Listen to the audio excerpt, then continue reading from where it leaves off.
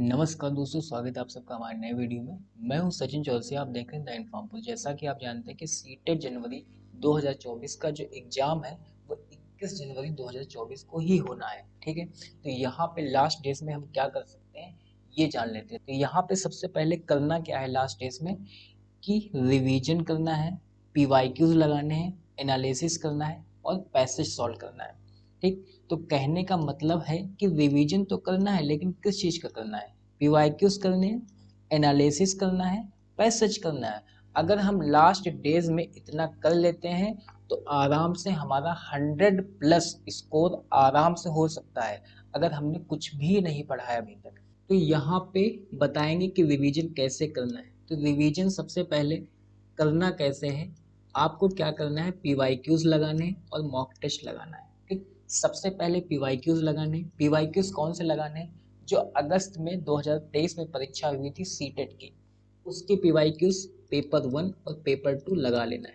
ठीक, अब पीवाईक्यूज लगाने से आपको ये आइडिया हो जाएगा कि जो पेपर का लेवल था वो कैसा था, इजी टू मॉडरेट था या मॉडरेट टू डिफिकल्ट था। उसके बाद आपको टाइम मैनेजमेंट के बारे में भी पता चल जाएगा, कितना टाइम लग रहा है। ठीक, कितना टाइम गोला फिल करने में लग रहा है। आपको जो भी पीवाईक्यूज लगाने हैं वो मेन एग्जाम की तरह ही लगाने हैं, मेन एग्जाम की तरह बैठना है, मेन एग्जाम की तरह गोला फिल करना है, उसी तरीके से लगाना है, चाहे वो हम पीवाईक्यूज लगाएं चाहे वो मॉक टेस्ट लगाएं। ठीक, अगर पीवाईक्यूज की बात करेंगे तो वहां पे आप क्वेश्चंस देखेंगे कि किस हिसाब से आए हैं, कैसे आए हैं। तो यहाँ पे पीवाईक्यूज लगाएंगे और मॉक टेस्ट लगाएंगे। उसमें से जो भी क्वेश्चंस गलत होते हैं, जो भी क्वेश्चंस हम अटेम्प्ट नहीं कर पाते हैं, जो भी क्वेश्चन सही भी होते हैं, तो वहाँ पे एनालाइज करना है। और जो क्वेश्चंस नहीं हो पाते हैं, उन्हीं क्वेश्चंस के अंडर में जो भी हमारे पास कंटेंट होगा उसको रिवीजन करना है। तो यहाँ पे पीवाईक्यूज की बात आती है। पीवाईक्यूज बहुत ज़्यादा इंपॉर्टेंट रोल अदा करता है आने वाले एग्जाम में। तो यहाँ पे अगर हम पीवाईक्यूज की बात करें तो पीवाईक्यूज के कुछ ऐसे क्वेश्चंस हैं सीडीपी में, जैसे यहाँ पे आपको दिख रहा होगा क्वेश्चन नंबर 7 के नाम से यहाँ पे क्या दिया गया है, अभिकथन दिया गया है। उसके बाद क्या दिया गया है, कारण दिया गया है। तो यहाँ पे पूछा क्या है, यहाँ पे अभिकथन के बाद कारण दिया गया है। तो समझ लो आंखें बंद करके ऐसे लगभग सीडीपी में 4 से 5 प्रश्न देखने को मिल सकते हैं सिर्फ एक सेक्शन में। ठीक है, तो आपको कुछ नहीं करना है। तो सबसे ज्यादा पॉजिटिव जो क्वेश्चंस का आंसर होगा वो दो, यानी कि ए और आर दोनों सही हैं। आर ए की सही व्याख्या है। आपको आंखें बंद करके यही लगाना है। चाहे देखो यहाँ पे क्वेश्चंस, यहाँ पे भी यही लगाना है, यहाँ पे देखेंगे यहाँ पे भी यही लगाना है, यहाँ पे देखेंगे तो यहाँ पे भी यही लगाना है। तो कहने का मतलब है, अगर ऐसा क्वेश्चन आता है जिसमें अभिकथन होता है और कारण होता है तो आपको यही लगाना है कि दोनों सही है तथा आर ए की सही व्याख्या है। तो पीवाईक्यू से हमें पता क्या चलेगा कि टाइम कितना खर्चा हो रहा है, क्वेश्चंस कैसे आ सकते हैं या उन्हें अटेम्प्ट कैसे करना है, उनका आंसर कैसे निकालना है। ठीक, ये पीवाईक्यू से पता चलेगा। अब बात आती है don't use guess in mock test, यानी कि जब हम मॉक टेस्ट दे रहे हो तो हमें तुक्का नहीं लगाना है। लेकिन तुक्का अगर लगाना भी है तो वो लॉजिकल गेसिंग होना चाहिए, लॉजिक से होना चाहिए। अगर लॉजिक से नहीं लगाएंगे तो कोई मतलब नहीं है मॉक टेस्ट देने का। फिर बात करेंगे हम प्रैक्टिस की। तो प्रैक्टिस किसकी करनी है, पैसेज की। पैसेज किस में होगा, हिंदी में भी होगा और इंग्लिश में भी होगा। लगभग लगभग 15-15 क्वेश्चंस जो होंगे वो पैसेज के होंगे, 15-15 नंबर दे के जाएंगे। हिंदी का आसान होता है, आराम से हो जाएगा, लेकिन सबसे ज़्यादा जो टाइम टेकन होता है वो इंग्लिश में ही होता है। ठीक, इंग्लिश में बच्चे बहुत ज़्यादा गलत करते हैं और ऐसा ना करें। तो इसके लिए बहुत ज़्यादा हर दिन, अगर 10 दिन भी बच्चे हैं आपके पास तो 10 दिन प्रैक्टिस जरूर करो हिंदी और इंग्लिश के पैसेज की।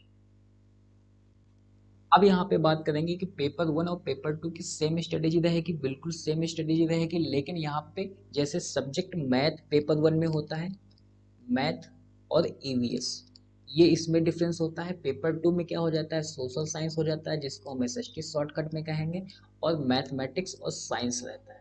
ठीक, इनकी स्ट्रेटेजी अलग अलग होती है, बाकी सब कुछ सेम ही रहता है। अगर हम बात करें सीडीपी, इसमें सीडीपी 30 नंबर की रहती है, इसमें भी 30 नंबर की रहती है।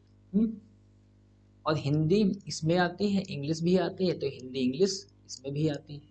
यहाँ पे लैंग्वेज 1 लैंग्वेज 2 रहता है, लैंग्वेज 1 लैंग्वेज 2 इसमें भी रहता है। तो इसके लिए सेम स्ट्रेटेजी है। बाकी जो सब्जेक्ट वाइज स्ट्रेटेजी होगी वो हम नेक्स्ट वीडियो में बताएंगे। सबसे इम्पोर्टेंट हो जाता है एनालिसिस करना, क्योंकि अगर हम मॉक टेस्ट दे रहे हैं तो मॉक टेस्ट का इम्पोर्टेंस कहाँ पे आता है, जब उसको एनालिसिस करते हैं।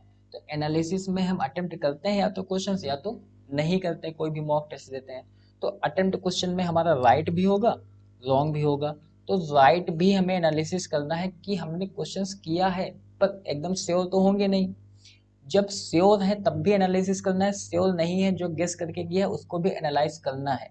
ठीक है, उसी से हमें रिवीजन करना है कि अगर हमने सही किया है तो क्या सोच के सही किया है, और जो गलत किया है वो गलत क्यों हुआ है। इस वजह से हमें एनालिसिस करना बहुत ज़्यादा इम्पोर्टेंट है। आपको लास्ट डेज पे स्पीड का बहुत ज़्यादा ध्यान रखना है, क्योंकि लास्ट एग्ज़ाम जो हुआ था हमारा ऑफलाइन एग्ज़ाम हुआ था, अब भी ऑफलाइन ही होगा। लेकिन जो लास्ट कैंडिडेट थे, यानी कि लास्ट टाइम में जो एग्ज़ाम हुआ था उसमें बहुत से कैंडिडेट ऐसे थे जो गोला फिल नहीं कर पाए थे, इसकी वजह से एग्ज़ाम उनका नहीं निकल पाया था। ठीक है, उसके बाद यहाँ पे बताया गया कि don't use any book now, अब किसी भी किताब का यूज नहीं करना है। ठीक है, आपको सिर्फ मॉक टेस्ट देना है, उसका एनालिसिस करना है, उसके इर्द गिर्द आप ये देखिए कि हमारा जो गलत हो रहा है, जो गलती हो रही वो क्यों हो रही, उसी के बेस पे आपको रिवीजन करना है। ठीक है, इसके बाद हम जो अगला वीडियो लाएंगे वो सब्जेक्ट वाइज स्ट्रेटेजी होगी, इसमें इंपॉर्टेंट टॉपिक बताएंगे और टैग वर्ड्स बताएंगे।